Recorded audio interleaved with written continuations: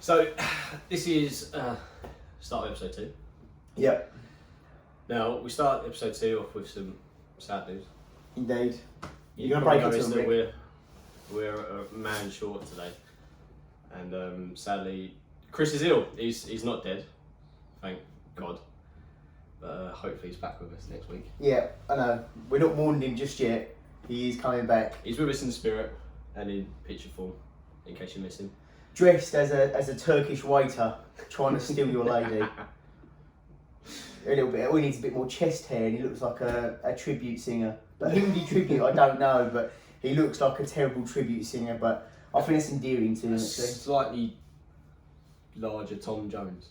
Ah, a bisexual Tom Jones that's travelled from another dimension. Yeah. Yeah. Yeah, that works. Yeah. That works. I think that's a good shout, actually. Mm. Or like a Kim Jong-un. An English Kim Jong-un that's also working in a bar trying to steal your girl. Would you say? Yes, that's quite fair actually. We're painting a terrible picture of Chris, but he's not that bad. He's not quite a dictator. No, not quite. He's much more affable than that, to be fair. But yeah, so we have got a special guest tonight. We have. Who is literally turning up fashionably late. Fashionably late. So we're going to do a bit of topic tonight. Taylor's a bit of a face in the skinhead scene, reggae music, all that kind of stuff. We're going to be going on a learning curve tonight, discovering what it's all about, what the scene's all about, what's involved, the style, where it came from, its roots, and how far it sort of reached out to UK, nationally, and worldwide, and the different takes on what it was to be skinhead, and maybe the misrepresentation it's probably got in terms of, how people have perceived it, and leading into a couple of other different topics. But yeah. And just leaning into that, Joe knows Taylor a lot better than I do. The two used to work together. Now I do work in the same place now, but never didn't have the pleasure of working with him. So yeah, it's been interesting. So I don't know anything about it. Joe knows a little bit, and obviously Taylor knows a lot. So yeah, we're going to delve into it and see how it goes. Yeah, and it's definitely going to be. I think sometimes Ricky put it best. For something like this, it's probably best to go in like a blank canvas. So if you don't know much about the scene and what it's all about, at the very least you'll get a slight understanding. As well, we will anyway. I might come out of this still having. You might come not out. much understanding. No, not come out. No. He might come out in this. At the end of this. He might come out at the end of this. At the end. He have might a better come out. understanding of. Listen, we're getting our happy ending. Finally, after week one. That is the ending that we wanted. Ricky's coming out. So all you lucky fellas out there. By next week, what we need to do is we actually need to ring up a Thai massage parlour and find out how much it is for a happy ending. Do they offer them? Yeah. Okay, yeah. Yeah? I'm trying to think what type of gay you'd be. There's types. There's there's types. I'm not well versed in this, but I've been that's another journey. Maybe we need to get a gay individual onto the podcast. I know a couple. We know a couple. We do know a couple. We do know a couple. I think you'd be a bear. I've got no idea what that means. Big and hairy, apparently. Yeah. Less said about that, the better. Anyway, moving on, because we haven't got a guest here yet. What have you been up to this week, Joe? A stressful return to work. After weekend with my sons, it's all good, but then I had to work as well. The nature of what we do for a living, it's very work based and like constant time involved. We work in sales, so it's hard enough trying to get time to do this. Yeah. Trying to fit everyone's schedule, as you can see, sometimes it goes a bit amiss, but it's I think it's going to be a long week. But I'm off Wednesday and Thursday, which is nice. Oh, nice. I'm going to go and chill out. I think we'll go up London. Yeah, it'll be alright. So we'll see how that goes. But my positivity, I'm just waiting for someone to ruin it, but I'm feeling very positive, which is always a good start. But yeah, what about yourself? Good. Tell me about what did you get up to the weekend? To be honest with you, not a lot. I entered the weekend with, funny enough, 2 days off. Not had a couple of days off in a row for quite some time. I love the fact we say that we don't ever get any time, and then we're both just going, we're off. So just spent a couple of days just chilling out, spending time with the kids. Other than that, not a great deal. Yeah, fair dues. We need to get back into the gym. We've been on a weight. Well, I've been on a weight loss journey. I'm glad I can talk about this without Chris being here, because Chris likes to take the piss out of me. Because where we work, we do a lot of regular customers, and we have lost so much weight so quickly. To say they get bored about hearing about me my weight loss journey is an understatement. To the point of now where I'm asked, in the background around me, people will pop out and start saying what I'm about to say. It's quite comical, and then you just get a customer just sort of staring like that, just not knowing what's going on, basically. But yeah, because I was a big boy, I used to be 18. I want to do it. Chris gonna love this. I used to be 18.5 stone, and that was in August 18. And I dieted down for about 6 months with exercise, and it wasn't even strenuous exercise and diet. I got down to 12.4. I'm now hovering around the 12.10 mark, which is, I think, is quite a good walking around weight. I feel quite good about that. Mm-hmm. But yeah, so we started training together, just mixing it up to Ricky plays different sports to me. Oh, more sports than I do, actually, because I don't play any sports. I basically, if a sport was just like on a treadmill, then I'd win a chicken dinner. But then he plays basketball and that, so as you might have tell from his hat at a jaunty angle, and that he's basically an NBA player, especially with his arms. He's got orangutan arms, folks. They're not that long. I'm not saying they're Not long, that long. but if he spreads them out, I've got to open my skylights in my living room, because otherwise I can't have his arms up in the air, just go straight through the roof. But no, it's good to change different styles, and obviously your training is much more cardio based than mine and core based. So for us to do that together was really, really good. But we've bring something different to the table, don't we? Yeah. I specialise in one thing, you specialise in another. Well, yeah, I do. My speciality is normally just sort of like walking around. Listening to music, just pretending to know what I do, and what I do. My English is good too. And mine's trying to get you to do sit-ups. Yeah. I'm used to having a belly in the way, so a sit-up's quite a big deal. Just get that extra purchase, the extra. But yeah, so it's been good. But we, again, down to work and family and stuff, we haven't really had time to probably keep on getting our training regime as good as we should have been. I mean, we'll train every morning, sort of 6 o'clock in the morning. But we've sort of wobbled a bit, haven't we? We need to get back on track. Past couple of weeks, we haven't been as much as we'd like. I think we've been twice in 2 or 3 weeks. Yeah, I know, but yeah, I can't even use crisps as an excuse now, because that was like... No, Chris, No! Stop it, Chris. Christmas! The other Chris Kringle, that Chris.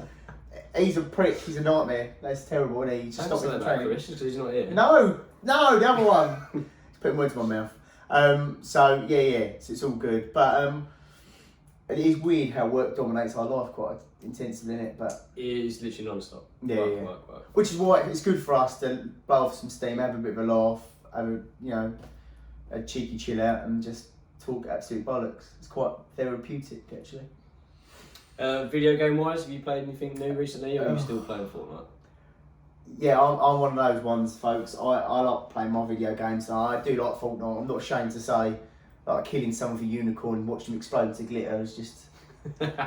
It's, in this day and age with blood and violence, I think that's quite cool. I don't mind that. Everyone loves that. It's cool. Yeah, so been playing a bit of Fortnite. I've got back into Apex Legends.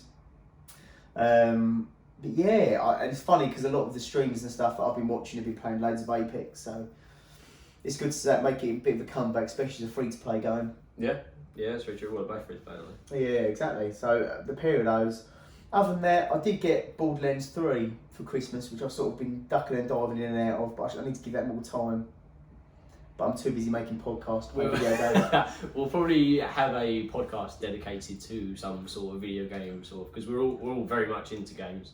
Yeah. I probably play a bit more than Joe does when I get a chance. Play a wide range of games, literally everything you can think of. But yeah, we'll touch base on that again soon and go over that. Maybe even streaming. We're still trying to work out how we're going to do that, but it can't be that hard. Because we did have some B-roll from episode 1 where we were just playing FIFA and just recorded the general chaos that ensued from playing FIFA. Yeah, and there were some very funny moments to come out of that. There were. Some we're not too sure we can actually post. Yes. But yeah, it's a good laugh. I mean, we all enjoy playing games. Who doesn't, really? But I mean, I would say definitely follow our Instagram handles in the About section about the channel. because some of the stuff may, not name names, but some of the stuff may or may not have been put onto social media. That's not YouTube, just, you know, so it might be worthwhile checking it out, and there'll be extra bits going on our social media as well. So please check that out. But again, I'll put all the tags for that. I won't say it because I can't remember everyone's. And the other important thing as well is that if you are watching and there is a topic you'd sort of like us to address or have a look at, or maybe even just discuss, just let us know. Either message us privately or put it in the chat, in the comment section, what you need to do. Yeah. Let us know. No, that's cool, and we definitely get some feedback as well, and have a bit of a laugh and stuff, and just generally have a sort of a Q&A. That'd be quite cool. And again, maybe I've got a thing about streaming at the moment. I'm just all over streaming. Maybe we'll do a stream for it. That'd be quite cool. We'll do a Facebook live or a YouTube live. And if we don't start doing that, he'll probably start his own webcam show. So yeah, I'll be a cam girl. If we could at least get him into game streaming first. Yeah. Before I start really wants to see that. Showing you my boobies for money. I think we've all been through that part of our life now. Hopefully not. I'm out of that now. I don't want to be showing my boobies anymore. I want to retire the boobies. But yeah. So there's definitely a few other ideas we've got planned up, and it's just working out how we're going to do it. At the moment, we want to focus on the podcast, and we know so many. Sorry, I'm blowing my own trumpet. He knows so many people. Well, you know some people. But generally speaking, from our jobs as well, we meet so many fascinating characters, loads of different backgrounds, you know, it's just crazy. So maybe some football personalities, I don't know any names at this point. Mm-hmm. But, you know, yeah. We'd also kind of like to introduce you to some people that we know may not necessarily have some sort of topic about them, just they're likeable characters. People that we think that could be that's so like Carl Pilkington and Ricky Gervais. People, yeah. So people that are just so fascinating, that live in their little bubble, that the internet and the world needs to see these people. It's very strange because they're very strange. Yeah, in a good way. Very strange. But in their world, they're pretty normal. So when we laugh at it, they don't see the funny side. It's not bullying. We're not going there, but these people, their outlook on life, in fact, it's just fascinating. It's refreshing, actually. It does. In some respects, can be quite humbling because there's just very. That's for another podcast. That's for another podcast. Yeah. So we've got that teed up, and obviously, like I said, we'll have Chris back. So we're just still planning out how we're going to get a camera big enough so we can all sort of squeeze in. I feel like I can call Chris as a baby. Hello, I miss him. Can't wait. See, this one need the Apple Pencil because I just want to draw some tufty chest hair at the top of his shirt. You could draw literally anything on him. Oh, you could. Oh, bless him. I feel like all we're left missing is just some flowers, and it looks like we're mourning him, but we shouldn't be. Anyway, not long, and our guest's going to be here, so we'll check back in a sec. Let's turn that light off, I don't know, let's run with it. I don't change. It was on last time. Yeah, I don't want to change too much of it. It adds warmth to the room. It does add warmth. Right, 5, 4, 3, I can't even count. 2, 5, 4, 3, 2, 1. I feel like you need to leave. Brilliant. Hello, good evening everybody. Right, following on from our little introduction, our belated guests arrived. We've got Taylor Goldsmith here. I can't believe I just doxed your lines the whole wide web, but there we go. He lives at... Joking. Good news. I'm not on any social media under that name, so it's sweet. Oh, there we go. So what's your middle name? So anyway, yeah, Taylor's here, so there's a few things we'll go through. But yeah, so tell us a bit about yourself, Taylor. We met working together, didn't we? So regrettably, we had fun. That was an experience. Yeah, there we go. A positive experience. Hello, I'm Joe. What, am I like a robot? You stand on my toes, I'll come round it. Well, I'm not that imposing. There wasn't a smile when I first met you. Was there not? No. You don't smile much. It was very. Do not? You was very straight faced, so very serious. So you was looking at me in the eye, and just from reading your eyes, it was just like, if you stand on my toes, you're going to know about this. Really? Yeah, I told you about this the other Yeah, week. you did say about it actually. I think that's Your right. presence. Am I that bad? Well, I didn't want to say anything. when you but now I've got back smile, up. your whole like vision changes. When you smile, like if you smiled the first time I ever met you, I'd have gone, "What a chubby, friendly chap." I was 18.5 stone. Again, how many times are you going to reference that today? I'm trying to drop it in to annoy Chris because he's not here to stop me. My little friend. And what did you compare Chris to looking like? Oh, a Greek Tony Hadley. A Greek Tony Hadley. There we go. That's quite sums up. Anyway, carry on. So, anyway, I don't think I was that imposing. I'm not that scary, I promise. Although I might be. Although it does look like Al out of Al's Toy Barn in Toy Story. It does. I wish you'd never brought it up. Because now I've been known as that. I've been known as that forever. Well, I can't remember. Was that who I said you look like? Yeah. It is that. What, I have said that before. Yeah, I think you might have mentioned it a couple of times. But yeah, so I'm friendly. I'm friendly. I'm alright. Yeah, I'm alright to work with, right? Yeah, when you're in a good mood, yeah. That's alright. So I'm always in a good mood, so it's alright. Unfortunately, the viewers that watch this don't ever get to see your funny walk. Oh. How? So is do I walk? So what? Okay. I feel like this is a character assassination. So, this is a complete contradiction. I'm imposing and scary, intimidating, yet I walk like William Mackenzie at the in between us. or Louis Spence. Poor Joe. No, Louis I Spence. don't know. Louis Spence, that is one, you know.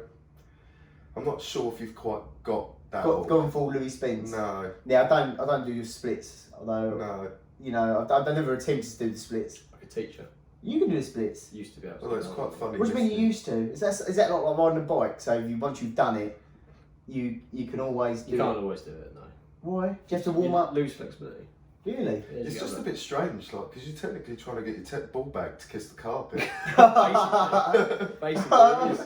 Just Well, don't you get ain't on gonna the try whole hard. floor. Ain't gonna try hard, Taylor. Viewers at home, we're gonna do a how-to video on how to make your ball bag touch the floor. You know, must be a name for that in there.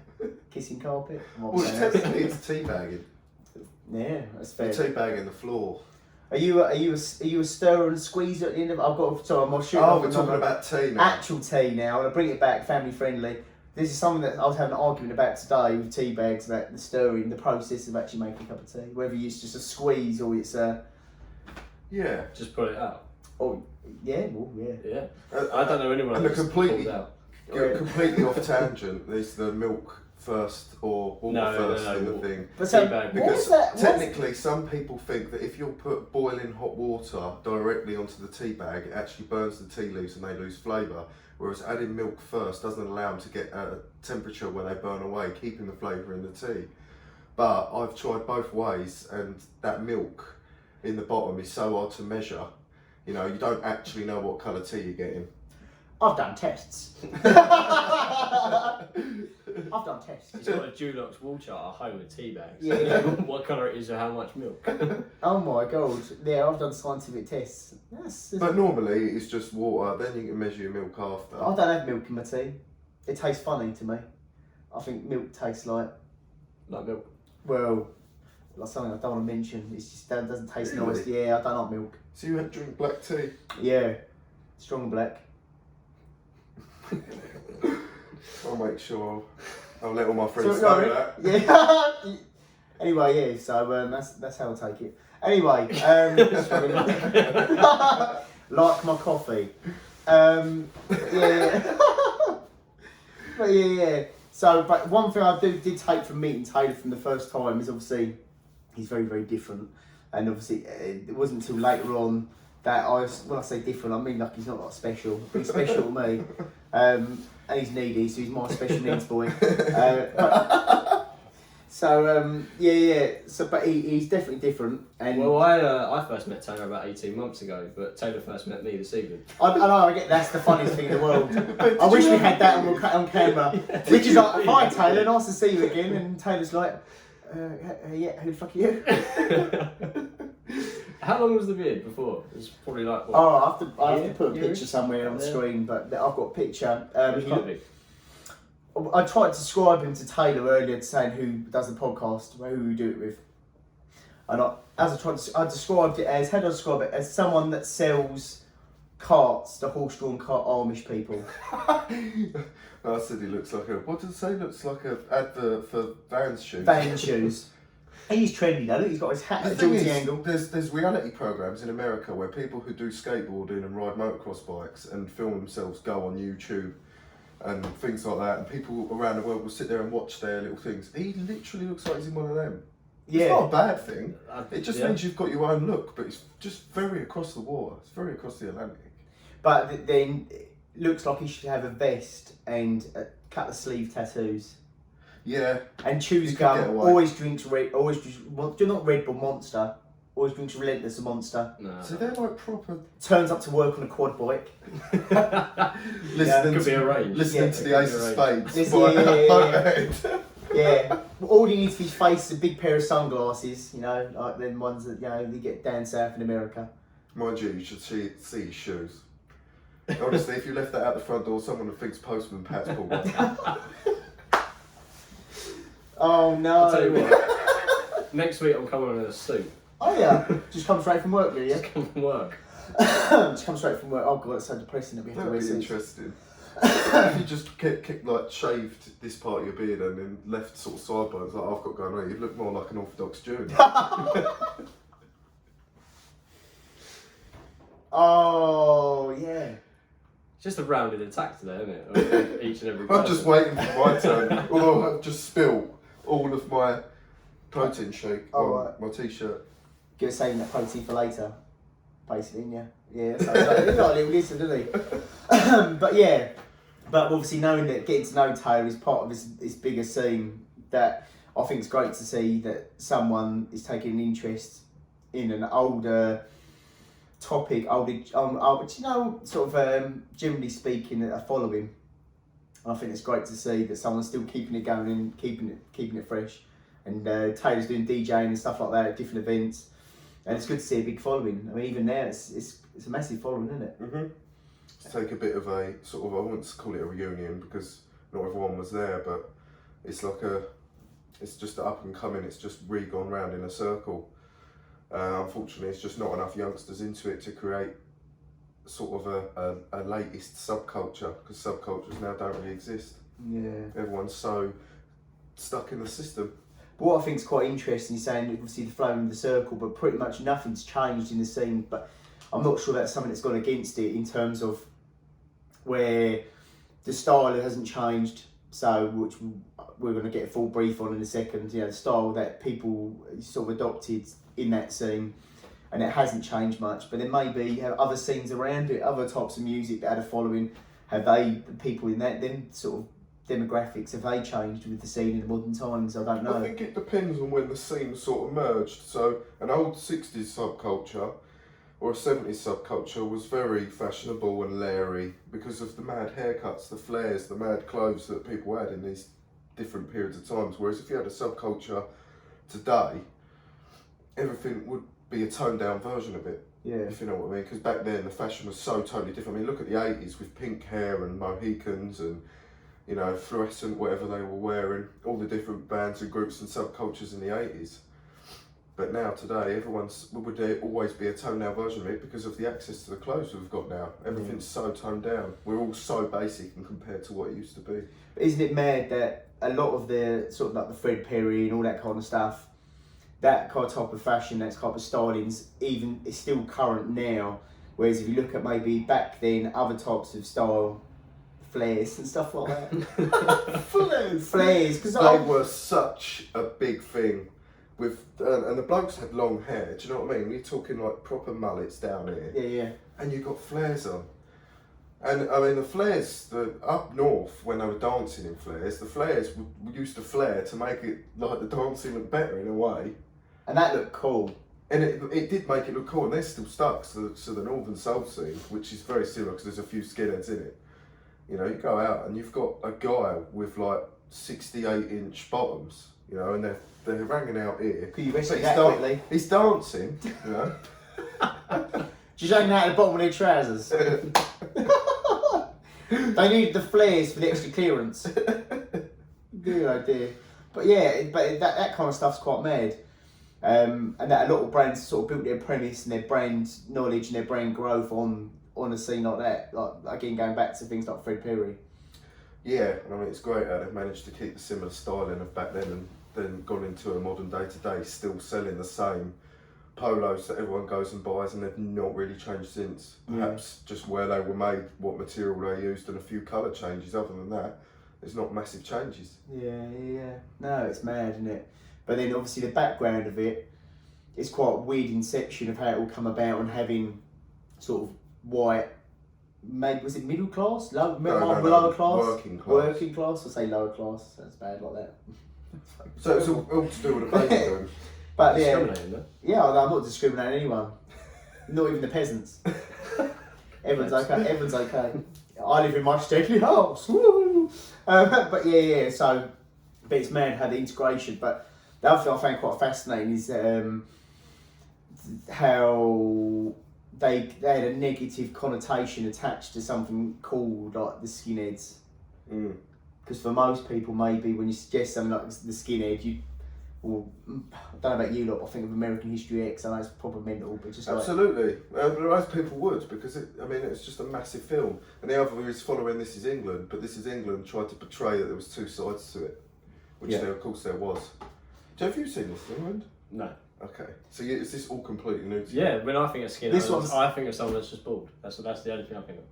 Okay, but so you just think it's literally a name of a haircut? Yeah, that's it. Which it is. Wow. It is. He's not wrong, but in this case maybe not right. But no, it's mad, isn't it? But I think in any type of scene, and even now in different political groups, I think it's mad how you get knobheads in anything, don't you? You do. Yeah. You get knobheads in the areas where you live. When you went to school, you knew knobheads were in your class and your form, and they're still knobheads now. And then I think they can probably draw more negative focus towards something more than a positive one. And I think people sort of feed off negative energy of things in general. If you scroll through Facebook, it's all just negative videos. The way you've got to look at it is this is the way that I've sort of seen the skinhead scene. You should just look at the biggest sport that most people watch in the UK is football. Yeah. And most people know football. Someone usually supports a team. You've got two sides to that. You know, you can think of West Ham, for instance. Just take them out of war. West Ham, you've got families, normal supporters, mums and dads. They go to the stadium, they watch football. But yet there's a section in there, that 12 square section of football hooligans that will go and meet up or fight or throw Bovril over another team's face. Someone's been watching too much Football Factory. I haven't. But yeah, so the press the next day won't put in nice, calm, sweet family sit down to watch football match. No. It'll be football hooligans throw Bovril in Stoke City fans' face. Yeah. It picks out the negatives. The press pick out the negatives. They don't pick out anything that doesn't create news because it's deemed normal. That's the way media works, I suppose. Exactly. So exactly what happened with the skinhead scene. You know, it started off as a subculture mixed with Jamaican immigrants, and then they did have, admittedly, a few Bank Holiday Monday fights around with the other subculture of Teddy Boys and Rockers, but that had been going on since the mid-60s anyway. And later on into the 70s and 80s, it turned racial. So instead of it all being to do with Jamaican immigrants in the late 60s, by the late 70s, early 80s, a different side of skinhead come out. It looked mean, it looked scary, big jackets and boots up to their knees with their jeans rolled up, doing Nazi salutes, which is completely disrespectful and nothing to do with it at all. But it got picked out, and that's what stuck because it was such a big story. These people going around shaving their hair, dressing in a complete mean-looking, inadequate way, and joining things like back then a political party, National Front, and and that stayed, and it stayed with most. And then American History X, these films that pursued and made people who weren't aware of what skinheads were about or did know a bit, made it even worse. Yeah. You know. So it is just such a shame, but the scene now, thankfully, nearly all of the sort of National Front or racial side of the skinhead scene has disappeared. Yeah. Because due to social media and just general like life, you can't be doing them things now. You'll just get caught, sent to jail, Well, hate shamed, you name it, just everything. They've disappeared, they're long gone. So the scene that's only out now, pretty much available, is it's all about early Jamaican tunes. And that is it. Yeah. No, that's mad, isn't it? It's just a shame it took the turn, because that's most people's deception. It's a big negative part, whereas the positive side, you know, I've seen the footage, I've seen the photos of how it was back then when the Windrush generation come along, brought their children.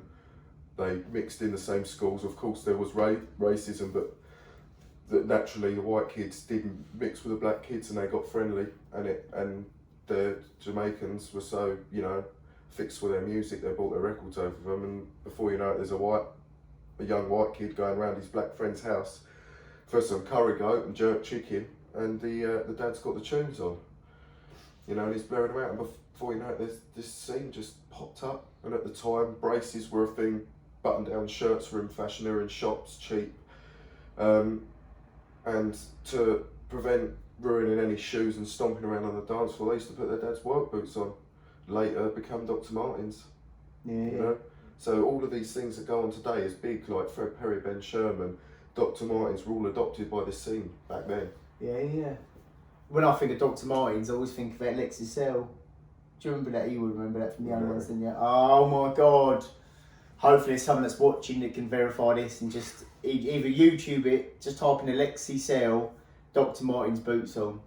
Oh, that's all I think about. Well, that's a funny story. Most people go, Dr. Martens, and they just think, yeah, boot, £100 boot, easy. You know, they do vegan ones now. They do patterned ones now. They've got all these boots, they've got all different colours. Good job Chris isn't here, people. We've still got onto the subject of vegan. We've still got onto the subject of Because vegans. no matter what thing is in the world, that there's always someone or something that is to do with that word. We can't get away. No, but it's a modern thing, and people live in the world now where they can make these free choices and stuff like that, and there's nothing, we've not got any problems with vegans at all. And funny enough, I genuinely haven't. I've got one in the family, and she's lovely. So, and do you know what? I watched, and do you know what? Weirdly enough, and I wish I'd mentioned this last week, just on another tangent here, like in fireworks, is that there's I was watching a Joe Rogan podcast, my little homemade podcast, you might have heard of it, I don't know. But he had on a MMA, I think he's an MMA trainer for UFC, and his diet is he's vegan, and he held accountable this journalist that was basically publicising how bad veganism is for your body and stuff like that.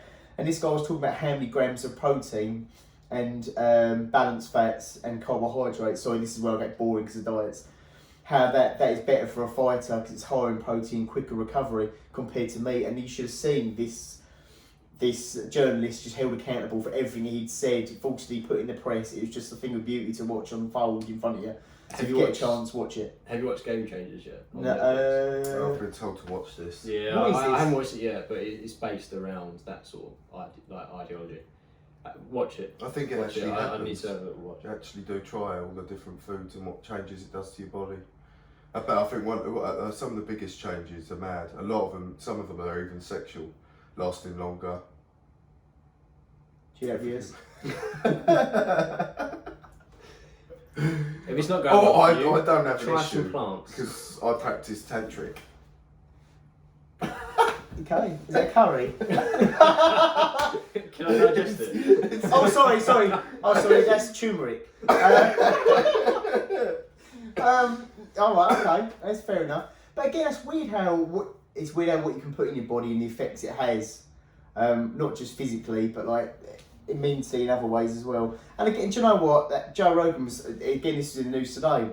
He was talking about being on a carnivore-only diet, only eating meat, no veg, no fruit, no carbohydrates, just solely meat because he hunts and eats elk and stuff, which is fair enough. But so, and he was talking about initially for the first week, he was a bit bloated and pooing was like shooting out of a blunderbuss. But other than that, he said by week 2 it sort of settled out, and he actually lost weight. And not just, well, it sounds like a surprise because you got the Atkins diet, but he just just got stronger and put on lean mass muscle, and it just looked good. So it's mad how different diets can affect different people. When I was dieting, it was carbohydrates I had to cut out. I knew what worked for me and what didn't work. I sort of winded back out of our diet, but sorry, pull this topic back. But yeah, so yeah. Anyway, less food. But that's all my brain thinks about these days. It's bad, isn't it? What, veganism? I'm torn. I don't know whether I should be a vegan. I went for a patch. It's great, but I think this is where I've got to stop. You don't need to tell everyone. This is, I have no problem with people being vegan, but don't you have to tell everyone? Do they tell everyone? I don't Of know course enough. they I don't. See, I don't. You know, it gets to a point, a stage, but I swear to God, they sit there and they hold it in, and they must go, I must say that I'm vegan, I must say that I'm vegan. And then literally, you know, one tiny element of food comes in, or you're talking about something, and boom, it has to come out. But it doesn't need to. You know what I mean? If I was allergic to fridge magnets... Is that because you can see some fridge magnets? You said that. do you know what? I haven't even looked. But yeah, if I was allergic to fridge magnets, Can you I imagine? wouldn't really say it. Do you know what I mean? What I'd be sitting there going... Excuse me, can you not do that? I'm allergic to fridge magnets. But that's what... But you just don't, would you? I'd keep it in. I'd go... I'd just talk, you know, I wouldn't get to a subject of a fridge and go, by the way, I'm allergic to fridge magnets. No. But some people are excited to say, so they pull the topic that way.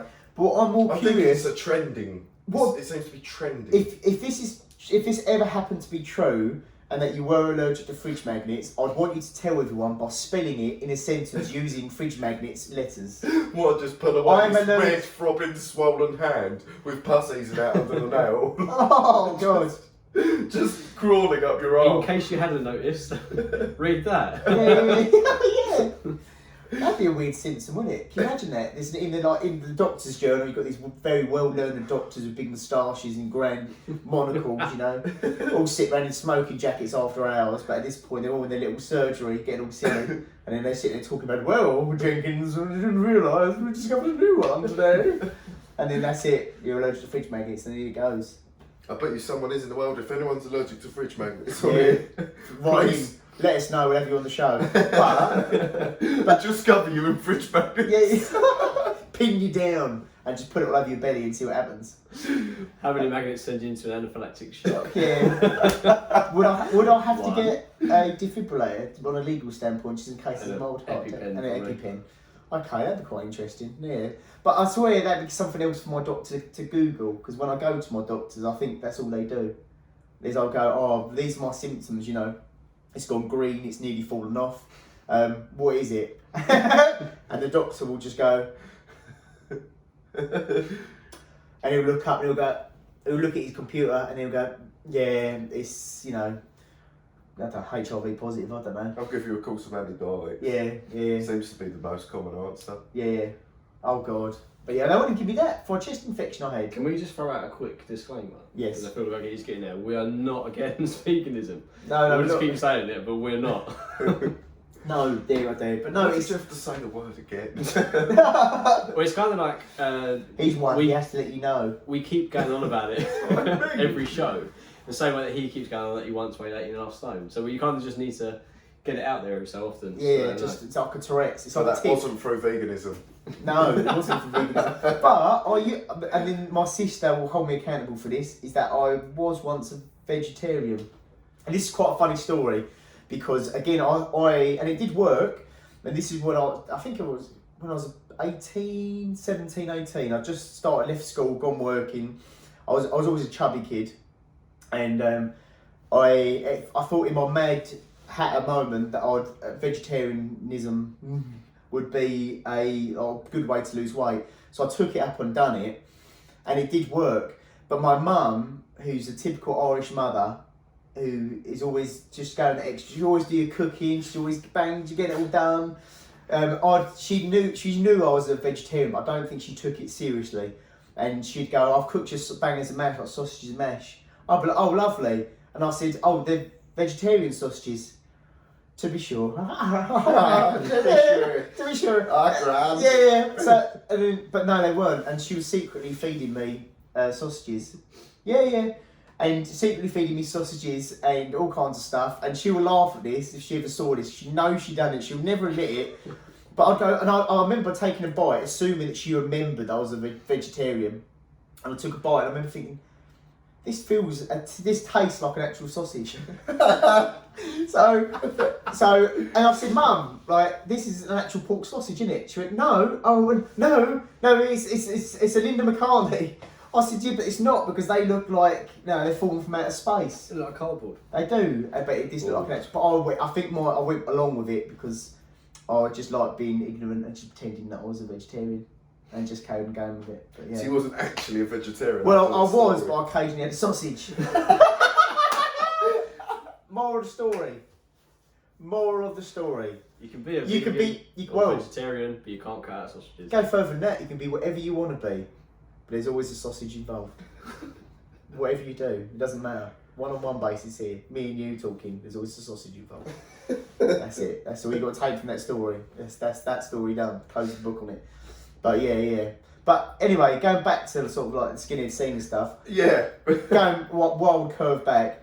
So like maybe talking sort of obviously nationally, how it's different in the regions of the UK. It started, correct me if I'm wrong, started off in London, but then gradually made its way up north. And as you said, that adopted in its way into it's sort of a different scene, sort of evolved into something slightly different. But what about globally? Because interestingly enough, I saw something on the internet the other day. I saw something on YouTube about, I think it was on Vice actually, about the America's one and only skinhead, right? And it was almost like, if you ever get a chance to see it, just go Vice and type in skinhead on Vice on YouTube and you'll watch it. It's about 50 minutes long. So, and it's a guy who's a misinterpreted, it's almost comedic in ways, like The Office, skinhead football hooligan, but he's just clearly a numpty that does a lot of martial arts, but he turns up to these family-friendly games. He's a Miami football, as in soccer club, like fan. Turns up for fights, thinking he's a nutter, and it's actually all just families come out of Disney that've gone to watch the football match. You know what I mean? But it's weird how you got that misrepresentation. But how is it globally in different countries and stuff like that? Do they have skinheads in Morocco? No. Alright. But they do have a reggae scene. What? So this is what I learned. I've been to Morocco. I've also been to Tunisia. Have you? Yeah. And Get that quiet. Went there for the weekend. A quick visit, come back, it's all good. this was actually 6 weeks before the beach attack. I was in Tunisia and I was staying on a resort, and they had an inbound underground nightclub there, right? So it was sort of in the hotel, so everyone from the hotel could go to this nightclub. It was only the size of sort of My kitchen. Yeah, well, this lounge kitchen put together plus, well, actually just double the size of this area, and that was the size of this, and it was underground. And every single song that was played, that was in Arabic, had a reggae beat to it. Really? So I found a Tunisian guy that spoke English and asked him, because at the time I was listening to a bit of it, and I said to him, so what's all this about? And he was like, we like it over here, you know. It's called reggae, but they call it reggaeton because that's sort of like a futuristic today's type Like music. Sean Paul? Yeah, he is sort of part of that. And it is very much like that, all the words are in Arabic. Right. So yeah, they've got a reggae scene out there. Funny enough, they've got a scene related to marijuana with it. Okay. And most of the people that listen to it, just like most people think about reggae, that listen to it, that's what they do. Yeah. But yeah, and what the Arabic guy sings about, because I translate everything, and it was like about smoking weed every day. It's like Snoop Dogg. But praying to Allah the next day for forgiveness for doing it. Really? Because they shouldn't do it. So it works in a similar way to sometimes other religions do. They do something wrong and they pray for forgiveness. But that was literally what it was like out there. So they were doing things wrong. You know, they were drinking, they were smoking weed, they're dancing around an underground nightclub. And this is the staff. And they're all jumping around singing these reggae tunes in their language. Yeah. And I was like, wow, and I actually caught, you know, some of them really catchy, and I kept them, remembered the names, and listened to them every now and then for a laugh. But so yeah, Tunisia, but no skinheads. There wouldn't probably be, I imagine, a skinhead in a country where Arabic language is spoken. I just don't think it's looked upon, really. I don't think that's anything to do. I just don't think it's sort of reached that far because of religion. Yeah. But yeah, they've got Australian, Indonesia and Malaysia are probably some of the biggest places where they are, and Mexico. Really? Yeah, Mexico, America, That's UK, mad. Ireland, France, Italy, Sweden, Norway, Spain. Now you're just naming countries. No, these... Greenland, no, there's Finland, Hungary. I have noticed that you've kind Russia. of gone around the map. yeah, but that's the way I read left Where's and right. Finley's globe? I mean, let's just spin it and land But it just there. to confirm, I do have had no skinheads in each one of those countries that do see different sides of it as well, because some of them take a different side to it. Germany do have one, they're probably the most prone to taking a different side to it as well, unfortunately, but I do know there's good ones out there. But yeah, nearly every country is adopted, and it just comes from London. But has the fashion gone with it? I mean, I know you Yeah, see it's some of it, very similar. in Indonesia, you don't get to see people bouncing around in Dr. Martens boots. Yeah. Do you really? Yeah. But a lot of them are smarter. So I've had a look at the videos and the pictures and the things that go. And a lot of them are smarter. I've taken a look at the eye portray, which is the earlier look before the big boots really got involved, I suppose. But yeah, no, it is globally a scene, and there's thousands of people into it in these countries. And the one love that most of them share is the sound of vintage Jamaica. So anything from sort of 64 up to 71 was where the scene sort of uses them records and their music, and people catch on to it and they have a dance. And it's literally that. Yeah. But the dress code from sort of the late 60s was what you could get hold of in fashion at the time. And loafers shoes were sort of the smart shoe. The boots were their dad's boots that were working class, which then changed into Dr. Martens. Jeans were always rolled up, quarter-inch, half-inch at the most, Yeah. to a certain level. Then they used to buy selvedge jeans, where just the seam, so you'd fold them up and the seam would have a red and navy piece of material sewn inside, so when you turn them up you had this colour material. Oh, and wow. nice, just turn up. Yeah. And button-down shirts, the collars, instead of being just normal, they were just always clunked up to your neck and just buttoned down with 2 buttons. Yeah. So you wouldn't really wear a tie with it. And a pair of braces. And both the Jamaicans and the English mixed in the end, and they were going to their own dances, and you'd have a multicoloured dance floor. And it was the first time. Like a pack of jelly babies. Not that quiet. I think there was only 2. But yeah, they had a multicoloured dance floor, and I think it was the sort of start of, it was the Windrush generation were pretty much Britain's first major immigrants. They got invited over here because our economy was shooting up and there weren't enough people. Yeah. And they brought over their culture, their music, their food, and the youngsters, as I say, at school mixed, and the music come into it and become this subculture. Yeah. And they mixed it, and it was just all about reggae at that time. Rocksteady and ska being sort of 2 genres within reggae. It's interesting you say that, because I was going to say actually, so with the top of, obviously you mentioned about reggaeton and stuff like that. When I think of reggaeton, I think of people, modern artists like Sean Paul. He doesn't seem to do much these days. Other than No, he does. He just goes Think- ba-da-dang-dang in every song. like my corner shop's doorbell when I go in the shop every time. No, I mean, you get that bell when you go in the door, didn't you? Yeah, but I just went ba-da-dang-dang. For God's sake. That's what I thought you On meant. the subject No. of stereotypes. Yeah. Oh God, no, leading us nicely into, but it's just that's what I think of when I think of reggaeton. I think of people like Sean Paul. I always think of that Blue Cantrell song. That's not really reggaeton, but that's how. Yeah. But The reggae beat is an offbeat, so most songs nowadays are on 4 beats. 1, 2, 3, 4. 1, 2, 3, 4. Reggae was. It was more like 1, 2, 3. It's on an offbeat. Yeah. Instead of just They being definitely an can't on copyright strike us for that, can they? Nah. No. Unless that's involved in the Yeah. song. But do you know what? Actually, it's weird that I was thinking about this earlier. An album I haven't listened to in a long time is Sean Paul. Dirty Rock, and that was just like that was the soundtrack to my Was that secondary school? No, it was at college. It was college, wasn't it? So that would have been dancehall. Dave Rock, I think, come out in about 2001, didn't it? Or are we talking earlier than that? I'm sure it was about 2001. It was one of. Should we fact It was check this? actually one of Jamaica's biggest selling albums in the end, but it comes under dancehall as the genre. Dirty Rock. Sorry, 2 seconds. Let's have a look here. That came out in 12th of November 2002. Okay. A You- year out. Yeah, that was quite a better guess than me, mate. So, was I at college in? I can't remember. I know I was at car mechanic college because I was for special car mechanics. But only those car mechanics at the special car mechanic college. So while you was at car mechanic college, I was dirty whining. I was 6. Were ya? I was 6. Really? Mm. I was shaking. I was But shaking. our my age gap head. doesn't seem that bad now. You were 6. That's in weird. 2001. Yeah, because I was born in 94. Oh no, I wasn't. I was 8. Here we go. Learn to count.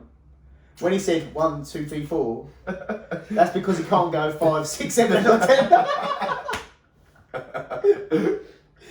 We will have trouble, and you might see we got our socks ready, whip them off, we'll count on our tootsies. No problem. Help us out, get past 20, I don't know. Get to 20. How many toes you got?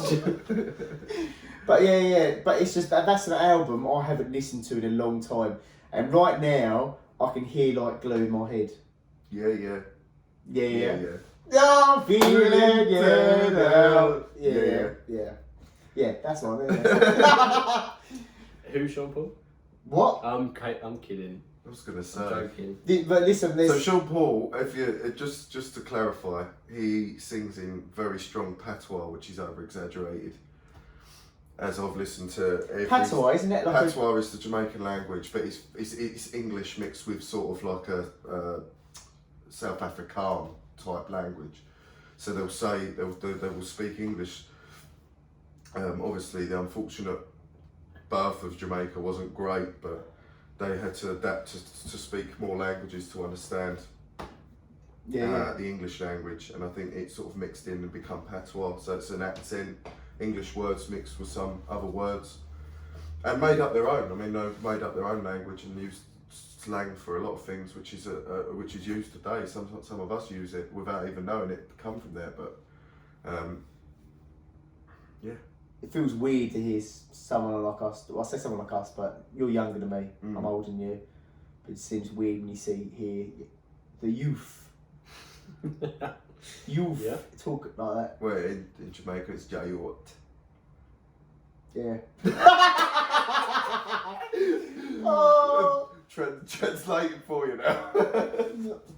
Yeah. But yeah, that's an album I haven't heard in a while. But that was an absolute savage album. That was Out of Hand. But that's weird. Going up when I was in college, I was listening to all kinds of stuff. So just in your era, it would have been jungle and dancehall, because reggae sort of finished in, say, the 80s. Once Bob Marley had sort of died, and reggae was the beat got faster and become dancehall, and then jungle was sort of drum and bass mixed with the Jamaican music. So it's sort of, I mean, there obviously was bands, but as regarding charts and commercial side of it, it's never not really been that good. Yeah. It stayed as sort of dancehall and jungle. So when you were at college, that would have been a lot about. But it's weird because I didn't really like jungle when I was growing up. It weren't a bit of me. I was more. It's very Larry. Would you think I would like it then? Yeah. But I listened to a lot of obviously noughties hip hop, but 90s music. I grew up with 90s music, and when you grew up in the 90s, I mean, I might be speaking out of turn here, and there'll probably be about a million people that disagree with this. But no one How many really. views do you think we get? Yeah, no, but in general, people. If we used to have this conversation with a million people, the survey says, then they'd probably come back and go, Joe, you're a knob. But a lot of people growing up in the 90s didn't really like 90s music.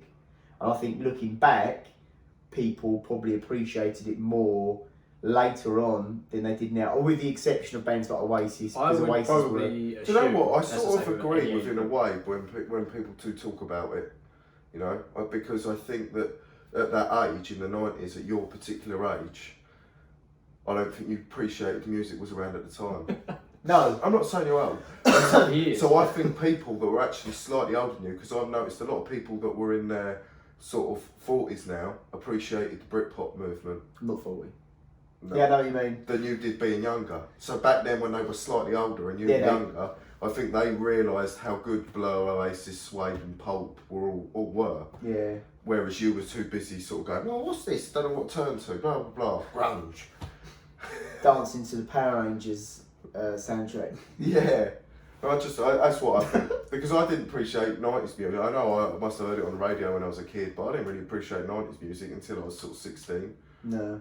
15, 16, I went back and found it. I mean, Oasis by far was the big turner for me, which turned back. But then I realised there was a Blur v Oasis, and Blur are our Essex's, one of Essex's most famous bands.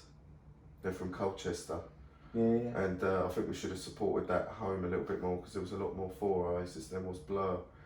I think most people do. I didn't even realise that they were a Essex band, but there we go. But I don't think many people probably realise. Maybe, I don't know. But it was 90s music back then, or even now. I think 90s music now is like a guilty pleasure in some respects. Even some of the trashy, and this is like completely off the beaten path, going off down here, is that things like trashy American music, like American teen music, that was massive when I was at school, like at secondary school. They had like a Club Skunk thing as well, like female rocky singers as well. That was Avril Lavigne in that. No, even worse than that. Yeah. I think it's Skunk Anansie is one example. Skunk Anansie, that was in. I was called. Yeah. Avril Lavigne was in the noughties, wasn't she? And then you had Skunk Anansie was 90s. It sort of sounded a bit like the She Cranberries was skinhead. as well. Even the Cranberries at that sort of time. The But they lead were singer, singing wasn't about she? The lead other singer, she things. was a skinhead. Who? Sinead O'Connor. No. When you said that, that's the first person that came to mind. The lead singer was Skunk Anansie.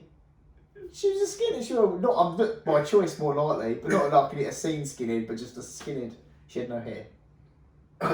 She was a Ricky skinhead, not a Taylor skinhead. Yeah. I think that's quite a good way to put it. That is a good way to put it. That is a good way to put it. But I never really listened to Skunk Anansie. My brother was massively into all the sort of rock band, the decent. That's not weren't trash, but we're going back now. Pearl Jam, Blue Pearl Oyster Jam. Cult.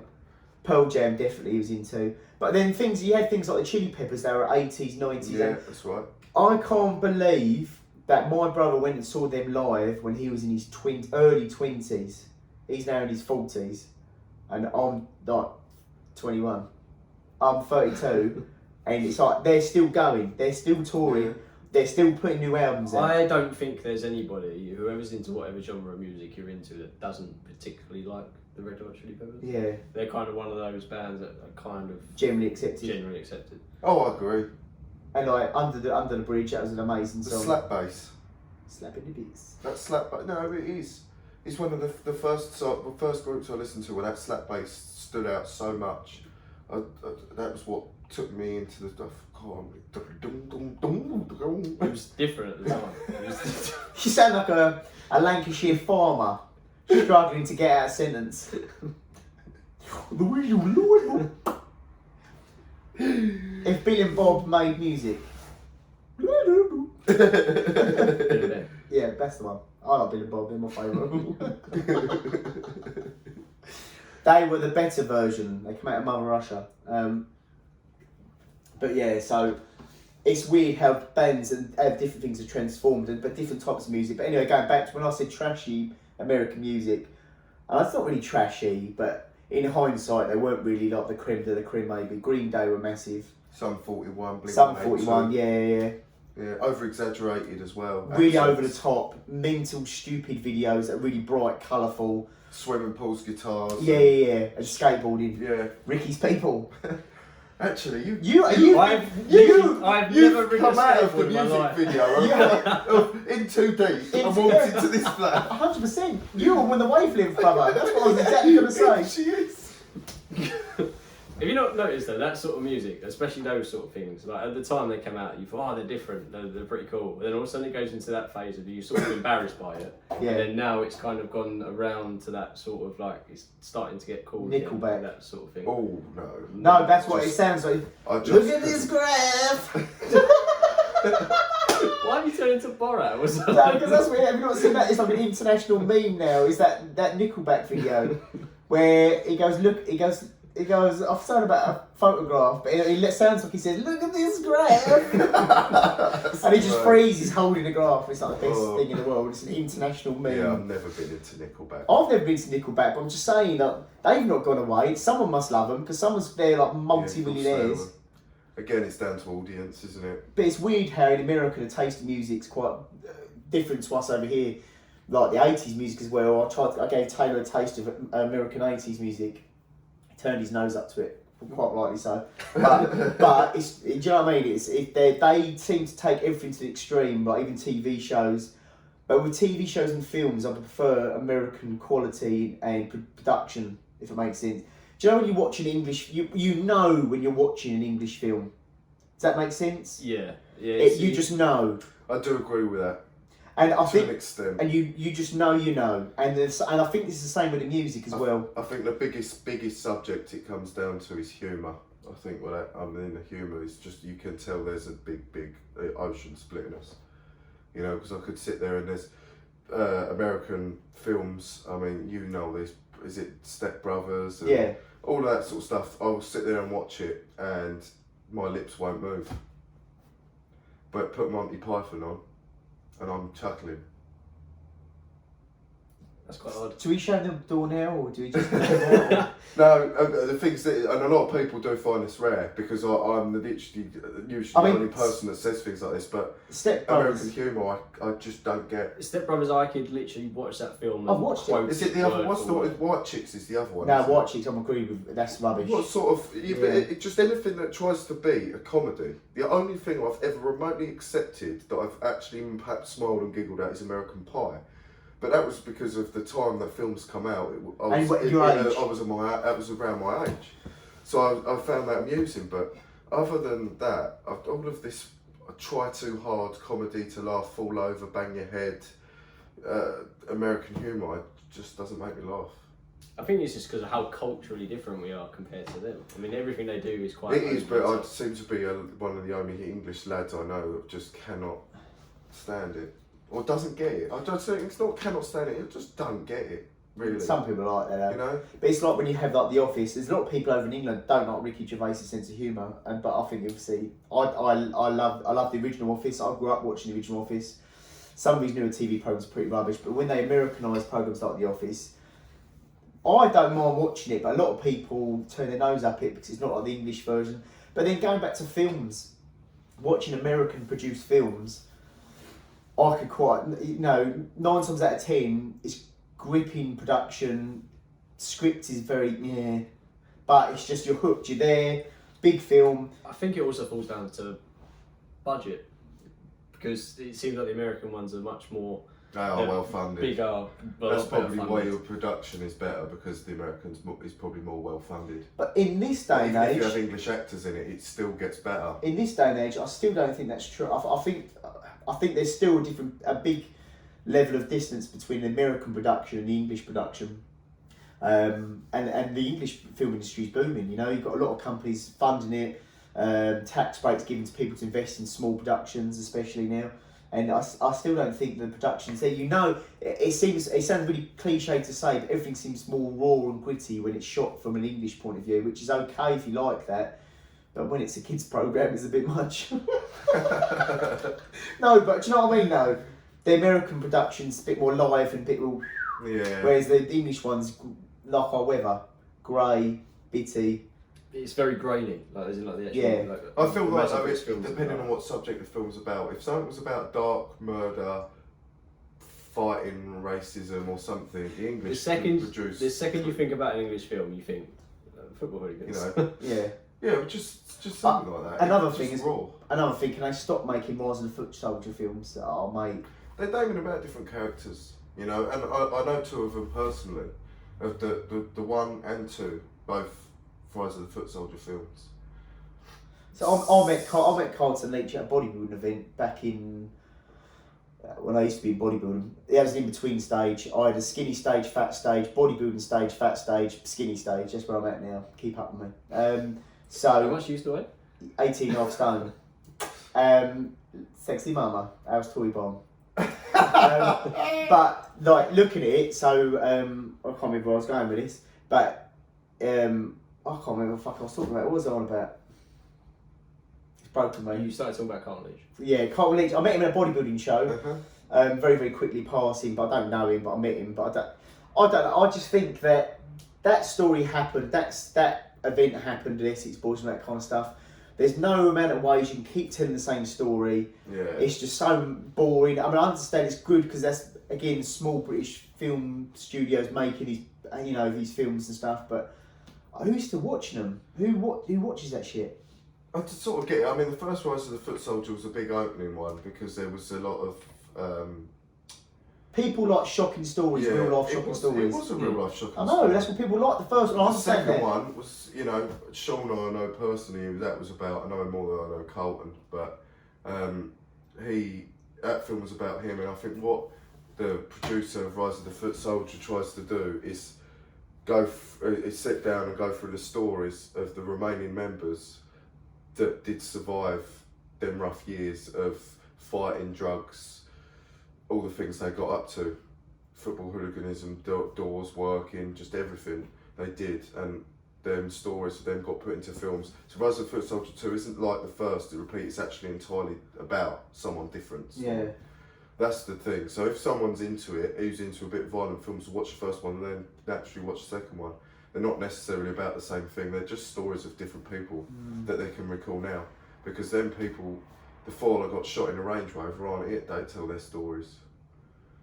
What would they say? Did they do it? Who done it? You don't know. Well, the guy's in prison. Well, he But still says he's innocent, though, doesn't he? He still says he's innocent, yeah. Which I remember reading a book about it. The Essex Boys. Sorry, if no one knows anything what we're talking about, which were murders, gang-related drugs, busting, shooting motherfuckers, and that was back in the 90s, wasn't it? And it was quite a big story because it was local for us. It's literally up the road, so it's just. But obviously, yeah, I don't know. I mean, very close to my birthday. It's like the 25th of August, '94. You're so good at Rettendon. dates. Trying to think of the lane now. I don't remember the name of the road. But look it up. Save us going through the whole story. It's quite an interesting story, but one that's probably overtold now for us, especially if you've never heard of it. It might be entertaining for all of 5 minutes. So just check it out. They die in the end. He plot twist. You're such a prick. You have to spoil the story. But yeah, so just go and read a book, any book, anything other than the Essex Or Boys. just watch the Foot Soldier. Or watch Rise of the Foot Soldier. I can't get the words out. Bear with me as we stumble my way through sentences in the college dictionary tonight. But yeah, so I don't know how we got onto that anyway. It's fucking mad that we just wandered our way to fucking Rise of the Foot Soldier. We've spoke less about Skinners than we have about vegans and violence in films. How are they? Is that a 4 or 5 count on the vegan? But that's not true. But that's not true because we have spoke about how Skinner's been portrayed in movies, and I find that fascinating how a portrayal of a character can be made on screen, loosey goosey, based around. Chris is gonna love this. I'm so glad he's not here. All these loosey goosey films about different characters and how they are. The Departed's a good film. If you've never seen The Departed, that's still one of my favourite films, and it's not one of Scorsese's best. If I'm correct, he's produced it or done something with it. But it's all-star cast, Leo DiCaprio, and that's based on. I'm not sure if you've ever heard of Whitey Bulger, but he's some FBI informant. A fascinating story, true crime story, but interesting. But but it's weird how they can portray people in the press and how that comes about. But with films like Rise of the Foot Soldier, I think they definitely had negative connotations, and obviously with the Nazis, I don't know how that's ever happened. Like Skinner's been associated with Nazis. It's fucking shocking. It's just madness, absolute madness. It's such a shame that was because that's the most stuck thing. It's the one that people remember by people using it. Isn't that racist if you say it? You just think, oh, God's sake. Yeah, that's the unfortunate, and that's one reason why I don't actually have a shaved haircut, because you got lovely they didn't actually have shaved heads originally. What it was when the young Jamaican kids come over, of course, naturally, people from Africa having really thick black, nearly wiry, I suppose, isn't it, hair that's really hard to do or dress or control. So the haircuts were getting shorter over here, just for ease. Why are you smirking at me? Did you like the word wiry?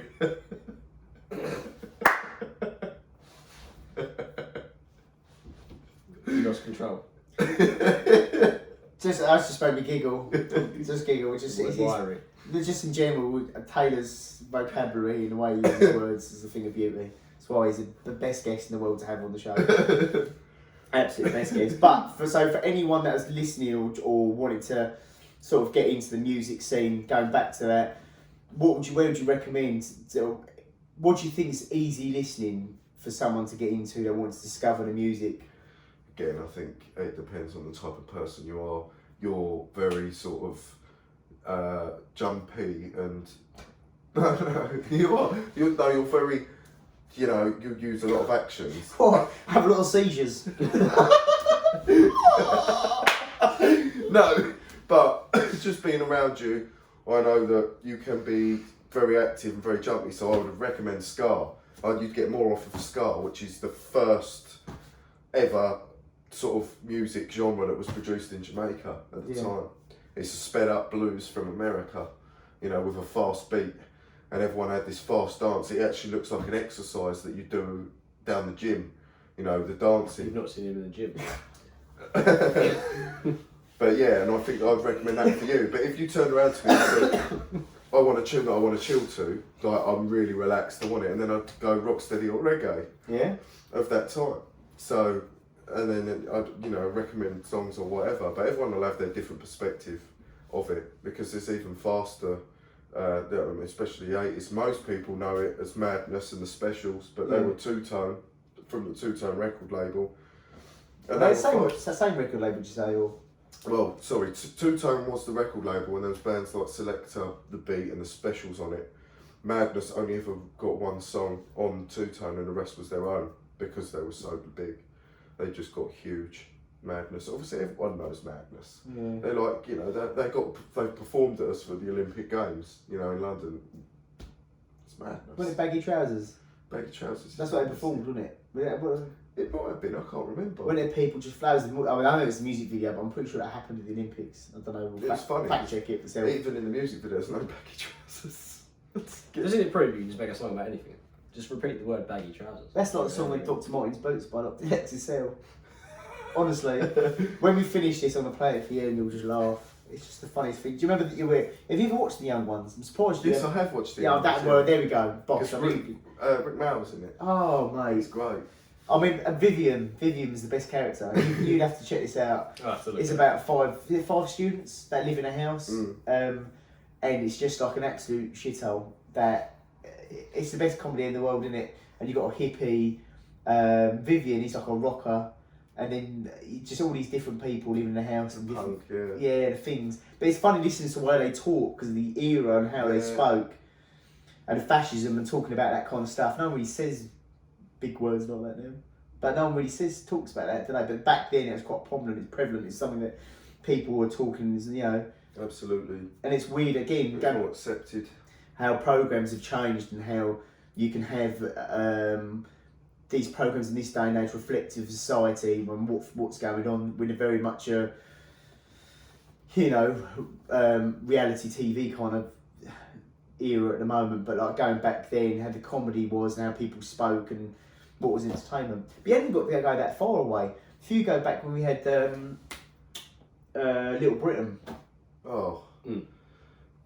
That was so brilliantly written, and I like the way it actually covered characters that we could all relate to, because you literally have met someone like nearly all of them in there, Oh, it's mental. I just think it's hilarious. I've met a nutty Scotsman. I've met someone that's wears Kappa tracksuits, pushes prams. It's just, do you know what I mean? It's just brilliant. But what's the thing is though, they had the funding. I mean, this is what we spoke about. Is that the people we know, and you know the people we know, and it's just like the different characters and how they are, and how it's so fitting in our industry. All the weirdos work in our job. That's a fact. Yeah. The people that work and do sales, pretty much. I don't want to stereotype. You have to be either really resilient or you have to be a complete nutter. Yeah, and most of us are complete nutters, or a bit of both. But it's just mad that those, I mean, David Williams and Mark Lucas, what's his name? Matt Lucas, that's the one. Terrible names at the moment. But how they basically had the funding just to portray all the people they've met in their lifetime on a TV show. Even though it was not politically correct as well. And they got away with it. It was on telly. They got away with it, and it became such a big sensation that pretty much kicked off their careers. Yeah. And it was great, and it was funny, and it was proper humour. But today's world, there'd just be too many complaints and offences. Well, David Williams is now a children's book writer. Yeah. Exactly. Yeah. And yet you watch him on Britain's Got Talent, and he's constantly making, you know, homosexual gestures to Simon. Homer Homer Simpson. Oh, Homer Simpson. But yeah, you know, and he's a funny character, and he's still maintained himself that he is a bit camp, but he's 100% straight, and he really takes it to advantage in every single thing he does, apart from the children's books. I don't know though, because I think he's. I've watched some of the portrayals of his books as made to TV shows. Because I've got chips. You got chips. I've got kids. Children and kids. Joe Slang, make them new words, roll it across the internet. But I've watched these programs, and they're very rode down in their, like, do you know what I mean? Kids portrayal how people are, adults are, and that they're basically all just scatty knobheads that are just mean to kids, and how there's always a nasty character, and how it's kids portrayal. I always found that quite fascinating. But it's weird how he's done that. He's got that side to him as well. He's quite a creative person, and the bloke has swum Was it across the channel? Yeah, he's on Or channel. down the Thames? Or did both? I can't remember. I think he's done both. Yeah, the bloke's a nutter. But he's great though. Can you imagine that? Just picture that. He's not quite there, but he can be a national treasure. He swam across the ocean, and then you got the other people, other Englishmen that like Ed Izzard. He's mad as a box of frogs, right? But Isn't he like a woman and a politician, but he's a man? No, he's transgender.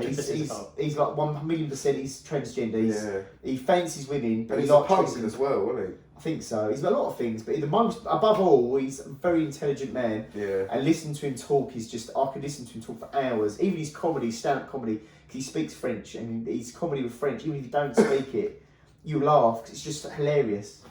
About learning French, about monkey in the tree and stuff like that. It's just crazy. And how you could, when you've been taught French in class in school, how would you ever get into a conversation when you go to France? Oh God, I've got to watch that. It's so funny. I'll have to play it later. It's just the funniest thing you'll ever watch. But he is a lot of things, but the athlete side of things is fascinating. At the moment now, he's doing it again. He's running 25 marathons in 25 countries in 25 days or something like that. 26 miles a day. And he done it last time he done it. I saw pictures of it. He's talking about it on another show I watched. That they had to keep back at the end of every day. His feet were basically the meat was pretty much hanging off his feet. They were having to effectively sellotape his feet together and get him back in his train so he can keep going. The only time he didn't run was in parts of South Africa where they said, "Look, you're not safe. You're not running. Simple as that." But even then, they only run him up the road, and he still continued. He added the distance on at the end of it, so he carried on going.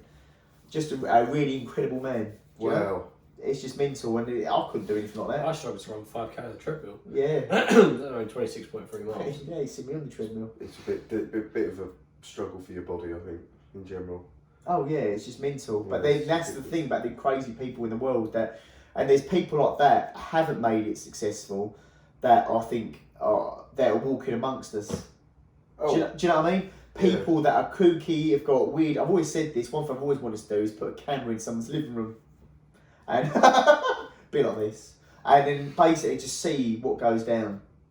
Just watch. you have said this before.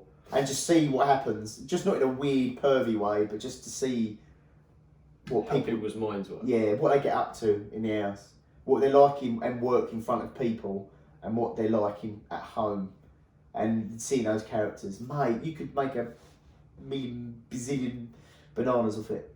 It's be crazy. That'd be an epic program. In fact, that might be episode 3. Can we come round your house? We'll plant some cameras and GoPros in front of you. You'll never notice them. There's just a man called Jerry in the corner with a massive camera on his shoulder. Big flashing red Yeah. light. Pretend I'm not here. Act natural. I don't know, I'm waiting for a clipboard to come out. And just He do that. starts with his tantric stuff. Yeah. Oh God. Starts cooking with turmeric. But yeah. But no, it's just mad. But I think pretty much other than that, I don't know about you two. What else? What intrigues me is being of a similar age. Didn't realise you were younger than me. A similar age. How did you even get interested in this sort of thing? What led to it? Was it like a family sort of thing? No family at all. Have you ever heard the word museo? No. Museo. Okay, so this is the word that's been described to someone that is in love with music and has the ability to hear and differentiate every single instrument, you know, in a song. So pick it out, and you can think in your keyboards, and you'll only be able to hear the keyboard, even though there's other instruments going, and drums and guitar and vocals. And you can now that you're split them saying it, all I up. know of. I've got a particular friend that does exactly. Yeah, that. but I can't pick up a guitar and strum it. I can't pick up drumsticks and play a beat. Is this so now Taylor's talking in euphemisms. And I also can't sing, so I actually have no actual talent. I bet you're a good singer, really. No, deep not down. at all. Shower singer? You're a shower No, singer? I don't shower sing at all. You don't shower sing? No. Do you shower dance? No, What? nor whistle, nothing. In the shower, I'm actually very serious. Just got this I can imagine it now. Taylor burst in the bathroom. Right, this time I'm in business. I'm not playing any games. I'm going to shower myself properly. And It's just routine. I'm just in. Do you have a loofah? What, the white fluffy things? Yes. The I falafel. do, but I don't use it. The falafel. But you know, I'm serious in the shower. It goes in order: shampoo, shower gel, soap for your feet, face wash, and I do it every day, every time, in the same order. Not just on birthdays. No. Oh, a bit on me. Birthdays only. Smell the rest of the year. It's fine. I'll smell you later. But no, yeah. But yeah, a museo, anyway, is someone that basically can feel and love music and have abilities to do it, but it's all mentally. It's not really a physical talent. It's just sort of up there. So I can remember lyrics very clearly and quickly as well. I can pick out songs. I can pick out different things with different, and that's the great idea of being a DJ, because I can put a song on and I can have 200 records in a box, and all I can hit, I'll just close my eyes 5 seconds and I'll know what tune to pick, and I will just then scurry it for the box. I've got for roughly 3 minutes to find it, but I'll pack the box in a certain order where it'll be in that section, and I'd pull that out. And when the song transitions into the other one, there'll be a similar tempo, instrument, flow, beat, speed that will match what it did before. And I basically will work off that. But it's so you have an particularly ear for it, haven't you? yeah, it's particularly obviously in the vintage Jamaica sound, but I could probably do it with most things. So I can sit out and say what's a good song, what's not, what's well written, what isn't, how things are produced. You know, and that's what got me into David Bowie as well, because of how he produced his music. Most people just think he was off his head, or he had lightning strike at his face. He thought he was on Mars with spiders. You know, he's just he had some mad ability to pull himself out of himself and create his own character, and then make albums off it. What a bloke! But how clever! Just quickly, that takes us back into that B-roll bit that It we does. can't really talk about. Yeah, I know. That's something that I'll put on social media. I'll play it to you afterwards. Okay. Oh my god. It's bad. Just quickly, can you are we still fit a double check? I've got a paranoid feeling your phone's going into power off mode. No, it won't have. Definitely. 100%. Yep. Ricky's cameraman, he's so responsible if any of this goes banding. Only kidding. Sorry, short break. We've armed back with food and drinks and stuff. Got to keep our guests fed and watered while he's here. Emily Taylor. Mildly frozen Diet Coke. Right. Any guest at my house would experience my little scientific experiment that is the partially frozen Diet Coke. And Taylor will tell you there's no other way to consume Diet Coke. Would you agree with that? No, right now that's the best way. That's the best way. Optimum time, about sort of 10 minutes, or get Joe talking, and then when he sort of forgets what he's talking about, he remembers that he's left the Coke in the fridge. And it's beautiful, it just goes down a tree. It's just silky smooth, baby. It's just a cold Coke, basically. No, Super cold Coke, it it's turns better. nearly into syrup. It does, it's like, would you only... So it's like you're eating it and drinking it at the same, so you get a double sensation. Oh, the nourishment. Mm. It is literally, you call it nourishment. Yeah. It's dispatch everyone at that temperature, and they can taste. Is it like that moment where your ice cream starts to melt and you're thinking, shit, I need to eat this quickly? No, because it's that thickness actually. It's that consistency, but maybe a little bit lighter, and a bit more bubbly, more Diet Cokey. But it's the best thing in the world, though. I love it. I've got far too much time on my hands. Yeah. Carrying out experiments on Diet Cokes and that. It's yeah. What else are you gonna do, eh? What else am I gonna do? Do a podcast? But yeah, basically. But going back to it, Taylor. So obviously you're a DJ now in the scene. You're doing bits and bobs. Obviously you're doing your record collection. You told me some of the prices you paid for some of these records, and that seems obscene. Yeah, yeah. And the price they're going for, and then obviously there is still. And the rest, mate, and the rest, brother. So the highest I've paid for a tune is 120 quid. You get 2 songs, but you just get 1 record, because obviously you've got an A and B side. But to think that they're like 55, 60 years old, some of these records, like they've been through travel between, they've been in cases, in and out on record players, especially a lot of old Jamaican records, they've got little burn marks on where the spliff ash used to drop onto the record while it was spinning. And it would actually melt apart the tune. You know, so it's quite hard to get hold of them. They become rare. The prices shoot up. But I mean, I've seen some labels go for $2,000 for one record. Is there reproduction still? There is reproductions you can get. Reissues they're called. Where would you find them? There's various salesmen on the record selling sites and eBay and things like that. These salesmen, you've got to keep an eye on these salesmen. They're all weird characters. Remember that. Absolutely. You sound like Richard. Absolutely. Absolutely. Yes. Yes, absolutely. Bless his heart. But yeah, so, and in terms of DJing events, have you got anything coming up that you're actually, it's your gig or that you're in attendance to, or you think people need to know about? What's happening? So not this weekend, but next weekend, I'll be doing, I'll be out in Benidorm. There's a weekend out there every year. Unfortunately, it's got a terrible name, Skins on the Lash. But I think there's 300-400 people going this year, and yeah, I'll be playing in Joker's Bar in Benidorm pretty much. I'll be doing a few sets in there, keeping the dance floor going. Next one after that in the UK is in Southend. It's called Tighten Up, named after a song. Yep. And that's Easter weekend at Chinnery's. That's on the Southend Seafront. Just been told a few days ago I'll be doing Cork in South Island. Nice. What dates will it? When's all this happening, sorry? That last one was Easter weekend. Cork, Benidorm's in 2 weeks.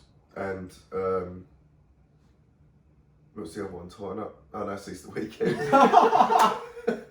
Cork, sorry, is the 17th, 18th, 19th of July. Yeah. Feel it, yeah. Yeah. Not be playing stuff like that. But yeah. What would happen if you transitioned from, you know, some your sort of ska maybe, and then all of a sudden. What, and played Sean Paul? Yeah. What would How happen? many times do you reckon you could sneak him in? Not very much. Just in the middle of a track? Yeah. That'd be quite a good idea, actually. Herb tree. But yeah, that's 17th, 18th, 9th of July is in Cork, in South Island, and there'll be a few more throughout the year. They're just not booked in yet. So it's international as well as UK based now. I'd rather stay in the UK. It's a lot easier because transporting 50 or 100 tunes, thinking you've got a couple of grand in the box, You know, can be worrying. So you want to keep it close at all times, and hopefully it fits in the cabin bag, if not under your seat. Yeah. So doing it in the UK is a lot easier. Yeah. That's so it's gonna stick there. Yeah. Come on, get busy. Ah, mate, if I knew the rest of the lyrics, you'd be in trouble. But so yeah, mate, that's quite crazy. But if someone was to go and check in these events, these are all on Facebook. So there's all events coming up there. Yeah. Yes, it's worthwhile checking out, folks. If you want to participate or frequent some of these jointy little places, it's worthwhile checking out, isn't it? Absolutely. Oh, Preston. But yeah, so it's worthwhile checking out, definitely. A few songs, if you want to get a taste of it. Scar, try Jackie Opal, You're Too Bad. Rocksteady, Alton Ellis, A Fool. Boss Reggae, Toots and the Maytals, Night and Day. They're your three sort of main different genres of that time, from 65 to 71, with mixtures of different labels. So that's probably 3 tunes worth checking out to give you an understanding of what the type of stuff we listen to. Stop it. It's unintentional now. Yeah. And now, every time I say that... You better calm down, mate, because we'll be burning soon. Oh. Yeah. I need to come up with a new word, wee-wee. Wee-wee, yeah. Makes sense. No, it all sounds good to me. Well, what we're going to try and do, the schedule for the podcast, is we try and record Mondays. Normally gives me time to edit on Tuesdays. I normally upload Wednesdays. As you probably remember from the start of the introduction of this, that I'm not going to be around Wednesday and Thursday. So tomorrow night I'm hoping to edit this and get this live. So that'll be Tuesday. So this should be live on the 18th. You should be watching this on the 18th and onwards. So I'll get all that sorted out. And that's how the schedule's going to be moving forward. At the latest, the video will go live on YouTube on Wednesdays. Again, as long as I can keep on getting guests and keeping the main protagonist, you say. When sure Chris doesn't let us down. we're not bitter about it at all, Chris. No, not at all. We're not bitter about it. It's fine, perfectly fine. The next time you watch Harry Potter and Peter Pettigrew transforms out of the rat, Oh my god! look at Chris. That's horrific! And I only know that because Finny started watching Harry Potter. Oh, did you just see the bit when he comes out of the rat? Yeah. That is horrific. It's crazy though. He transforms into a rat and he's... Not Hannibal Lecter, but Like a rat. Yeah, less tongue, more If teeth. Chris put a blonde wig on, and it'd be him. We could line that up. Like that. We could try and get a wig. We could do that. It's a Halloween thing. Pettigrew. We could do that for a Halloween special. Chris's 2-page segment. Yeah. There's a shop in Lakeside for that. We could hook him up. We could. Or we could all just have a shave and donate to the cause. No, it's got to be blonde. Oh, what? I don't On the believe that. top of my head. Oh, right, so let's be Um, careful of that. Episode 3, we have potentially got someone lined up. Yeah. Potentially. Talking about Tunisian fitted kitchens. Oh no. Oh. I've lost the flow now. Sounds like a good guest, Taylor. When can you come on?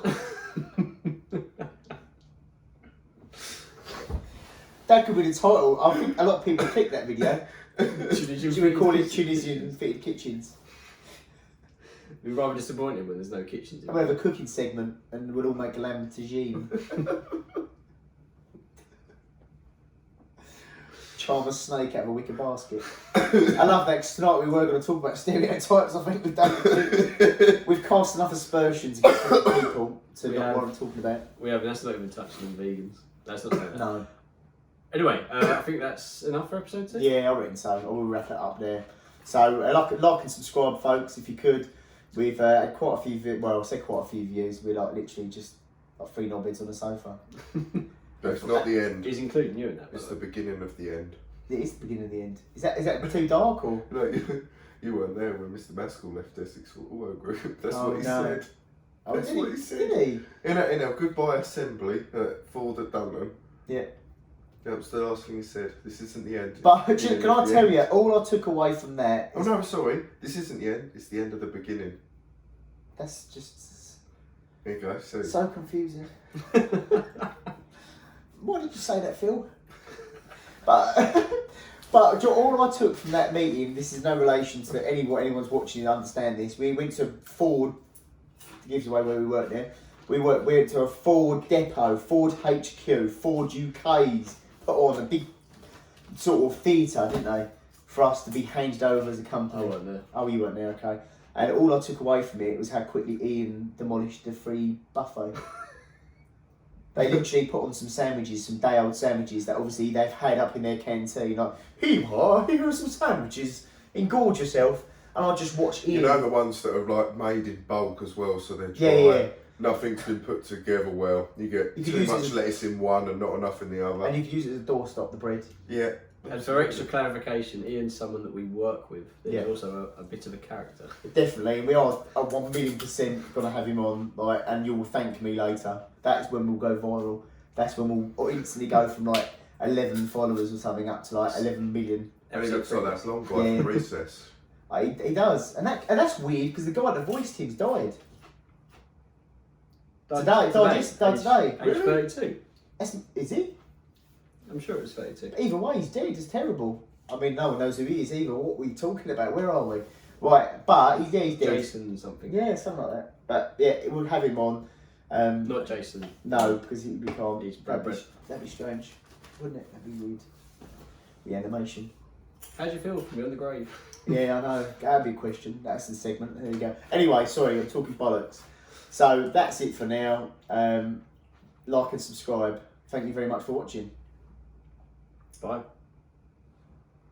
See you later. Huzzah!